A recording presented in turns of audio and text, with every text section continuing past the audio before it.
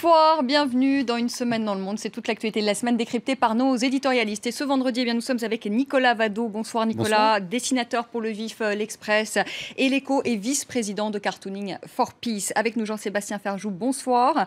Directeur et fondateur du site Atlantico. Ziad Imam, bonsoir. Directeur du mensuel Afrique Magazine. Et Moustapha Tossa, rédacteur en chef adjoint à Radio Monte Carlo Doualia. Le projet de loi Travail a été adopté à l'Assemblée nationale en première lecture avec le 49.3. La motion de censure, vous le savez, déposée par l'opposition a été rejetée. Alors maintenant, le texte doit passer au Sénat où la droite est majoritaire. Et là, évidemment, c'est loin d'être gagné. Le président du Sénat, Gérard Larcher, a prévenu qu'il voulait revenir à la version initiale du texte. Je vous propose tout de suite d'écouter Manuel Valls. C'était jeudi à l'Assemblée nationale. Il y a de tout dans ce qui motive les signataires et bientôt ceux qui voteront cette motion de censure. Il y a des divergences de fond que je respecte. Elles côtoient des petits calculs politiciens, tellement loin de la situation du pays. Malgré la dureté de certaines attaques, je fais la différence entre les convictions et les postures, entre la loyauté et le jeu de rôle, entre les objectifs assumés et les ambitions cachées. Mais à la fin, au seul moment qui compte, lors du vote, Monsieur le Président Chassaigne, ces voix vont se retrouver, s'additionner et se mélanger. Gouverner, mesdames et messieurs les députés, ce n'est pas craindre le débat, c'est aussi savoir le clore quand il faut. Ziad Imam, il a été courageux d'aller jusqu'au bout, Manuel Valls, ou il a tout faux depuis le début La question posée comme ça, je crois qu'ils n'ont pas tout faux depuis le début et ils sont courageux jusqu'à un certain point, mais pas totalement. Cette histoire, on a tout dit sur ce texte, que c'était pas le moment, qu'on fait pas des grandes réformes de ce type-là en France sur une dernière année de mandat, que ça peut pas être un gouvernement fragile. Qui est techniquement minoritaire quand même, on le sait, même si à l'Assemblée c'est pas tout à fait ça, mais je pense que faut dire que c'est un gouvernement minoritaire, donc c'est encore plus difficile. Ce qui me semble, moi, un petit peu quand même paradoxal, c'est d'abord cette espèce de fixette 49.3 en France. Alors, dès qu'il y a un 49.3, c'est le déni de démocratie, le débat, le machin. Enfin, c'est dans la Constitution, ça existe. C'est un processus qui est tout à fait légal, qui est peut-être pas le plus ouvert, mais qui a été utilisé, j'ai vu le chiffre, de plus de 70 fois depuis le début de la Ve République. Donc, c'est pas non plus quelque chose d'arbitraire. Personne ne réalise que dans cette loi, il n'y a plus rien. Donc les gens continuent à manifester pour une loi qui est pratiquement vide de sens. Le seul point peut-être le plus important qui va rester, c'est qu'elle va installer la possibilité du dialogue dans l'entreprise, ce qui est une petite révolution en France. Oui, mais malheureusement pas pour les petites. Pas pour les petites, mais les petites ont d'autres moyens de contourner la règle. Mais disons que ça, c'est peut-être la seule petite révolution qu'il y a dans ce texte. Tout le reste a été éliminé ou par la gauche ou par la droite. Donc on a une espèce de sensation d'une bataille homérique pour quelque chose qui a été vidé de son sens. Alors, on a dit les sénateurs de droite vont en rajouter une couche, ça va repartir dans l'autre sens. Donc, on se demande même si on aura le temps de la faire voter avant la fin du mandat. Dernier point, c'est quand même un peu tragique, encore une fois, parce que la France, qu'elle soit réformée par la gauche ou par la droite, elle a besoin de changer et qu'on n'arrive pas à ce point-là à se mettre d'accord sur des choses minimales pour faire bouger un peu cette société, pour qu'elle accepte d'évoluer sur un certain nombre de choses sans que ça soit à ce point conflictuel et caricatural. Je trouve ça un peu triste. Et les gens qui nous regardent de l'extérieur doivent se dire que vivement les élections, vivement que ça soit tranché d'une manière ou d'une autre. Jean-Sébastien Ferjou, il ne reste plus rien de cette réforme, ou il en reste quand même un socle, un minimum, qui pourrait d'ailleurs peut-être servir à la droite si elle revient au pouvoir. Parce qu'il y a quand même eu cette volonté de réformer. Il reste encore quelque chose de cette loi. Oui, il reste un peu de contenu dans la loi, malheureusement pas suffisamment pour qu'elle satisfasse qui que ce soit, puisque c'est encore trop pour ceux qui s'y opposent et ça n'est pas assez pour les autres. Et pire que ça, bien pire que ça, c'est que la loi, elle n'est pas finalement si importante que ça. Ce qui compte, c'est la manière dont on l'applique, c'est l'esprit dans lequel on travaille dans ce pays. Et là, on a recréé de la lutte des classes en quelque sorte. Et le problème, pourquoi la France n'est pas réformable, c'est pas forcément parce que les politiques ne la réforment pas, ni même que les Français seraient rétifs à toutes les réformes, même si effectivement on a toujours tendance à préférer la réforme qui concerne le voisin que celle qui peut nous concerner nous, mais c'est parce qu'on a des corps intermédiaires qui ne fonctionnent pas. Et le 49.3, je suis parfaitement d'accord avec ce que vous disiez, ça n'est pas un déni de démocratie, c'est dans les institutions. Ce qui en est un, en revanche, c'est de voir en permanence des gens qui sont extrêmement minoritaires dans le pays, qu'ils soient dans la rue, comme Nuit debout, ou comme les gens qui s'en réclament, qu'ils soient dans les syndicats, ou qu'ils soient même à l'Assemblée, parce qu'on essaye de nous faire passer pour des... C'est pas parce qu'il y a un mécontentement généralisé contre François Hollande que pour autant les gens qui parlent très fort contre cette loi-là, ou contre d'autres lois plutôt dans le quinquennat, sont représentatifs de la majorité silencieuse. Et moi, ce qui m'a marqué cette semaine, c'est cette espèce de rébellion au sein du groupe socialiste précisément, de tous ces députés qui disent mais maintenant, stop, ça suffit, ce n'est pas parce que sur les chaînes d'information, vous voyez en permanence les frondeurs que pour autant le Parti socialiste, ce sont les frondeurs. Et donc, parce que finalement, ils sont minoritaires. Enfin, c'est une quarantaine, c'est voilà, quoi, entre 30 et 40. La démocratie, ça n'est pas la loi de la minorité sur la majorité, c'est quand même quand il y a des majorités, effectivement, un des moyens d'expression de la majorité, c'est des scrutins, si vous êtes à 51%, vous imposez votre volonté à 49%. Et le 49.3 est un moyen, enfin, le 49.3 est un moyen de dépasser ça. Après, ce qui est ridicule dans la méthode adoptée par le gouvernement depuis le départ, et c'est en ça où je doute que ça serve à la droite, ou à la limite, je m'en fiche que ça serve à la droite ou pas, c'est est-ce que ça sert aux gens qui vivent dans ce pays, qu'ils soient employeurs ou qu'ils soient salariés, ou parfois les deux, parce qu'on peut être aussi actionnaire et salarié en même temps. Moi, les entreprises, quand j'entends parler de cadeaux faits aux entreprises, je ne connais pas d'entreprise à titre personnel.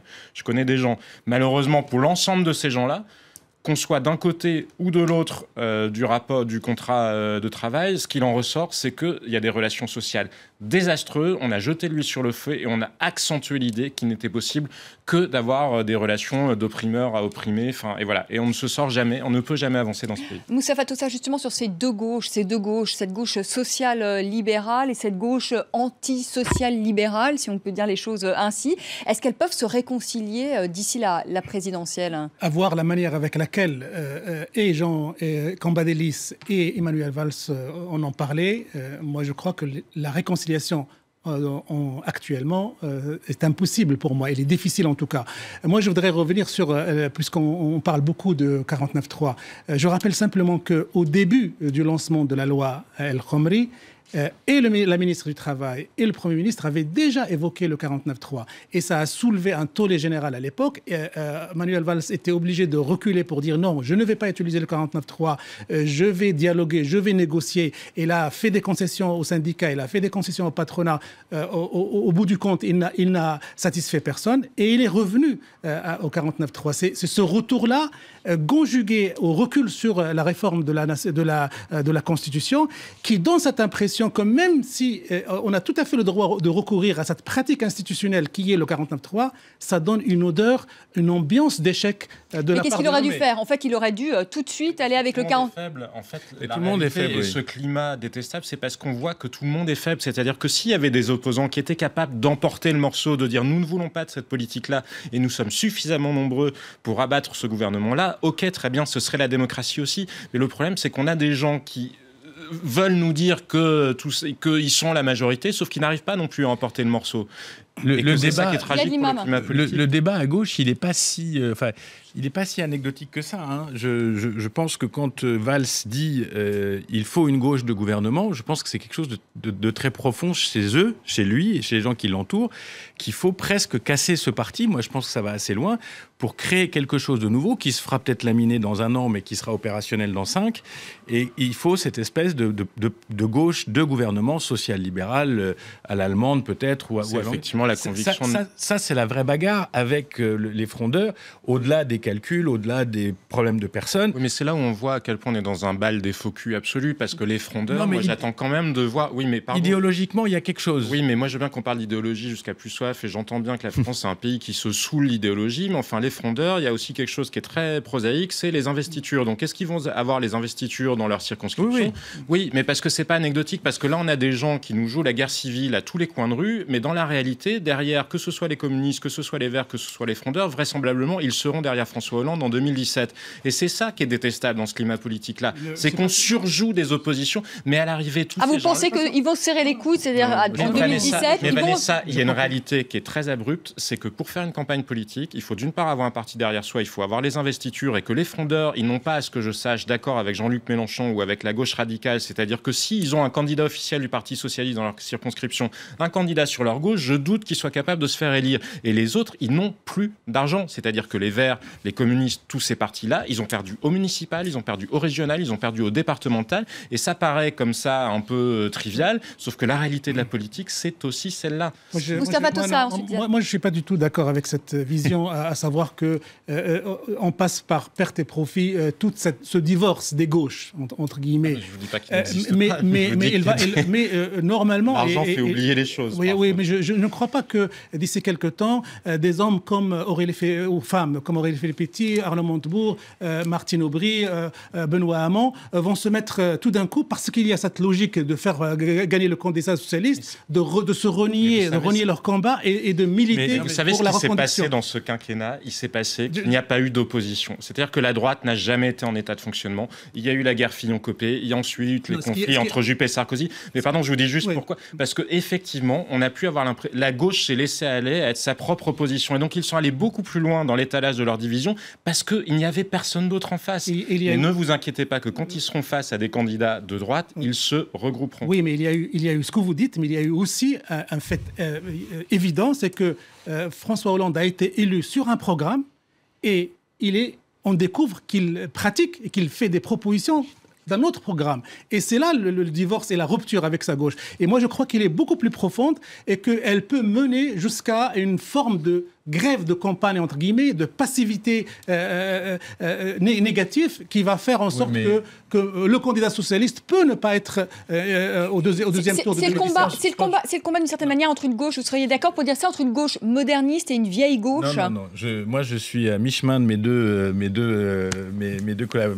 deux personnes qui sont là. C'est qu'il y a un combat idéologique qui est réel. Il y a des gens qui pensent qu'il faut plus de distribution, plus d'État, plus d'impôts, plus de je sais pas trop quoi. Bref, il y a des gens qui pensent qu'il faut sortir de cette gauche-là, etc. Je pense comme toi qu'à un moment ou un autre, si Hollande a une chance de gagner, tout le monde va remonter dans le bateau par pur opportunisme. Et je pense aussi que tout ça dépend un peu de ce qui se passe à droite. Je ne sais plus lequel d'entre vous disait ça. C'est-à-dire qu'il n'y a personne, il n'y a pas de réponse idéologique, il n'y a rien. Il y a des gens qui disent, moi je l'ai entendu, excusez-moi, de mes propres oreilles dans des salons intéressants à Paris où les gens disent plutôt crever que Sarkozy, c'est-à-dire des gens qui sont à la tête de cette droite-là vont tout faire pour liquider leur propre candidat, quel que soit X, même si c'est Hollande. Donc c'est là le côté délétère, c'est-à-dire qu'en fait, il y a des calculs, il y a des conflits, il y a une fragmentation, il y a une classe politique qui répond à rien. On n'entend plus le Front National qui est devenu atone. Donc il faut que je m'arrête, c'est ça ? Non, vous pouvez continuer, mais on va donner aussi la parole à Nicolas Vado parce qu'on est des gens élégants. Donc je trouve que c'est dangereux et que dans les démocraties, quand ça devient dangereux, quand ça part dans tous les sens, il faut une élection.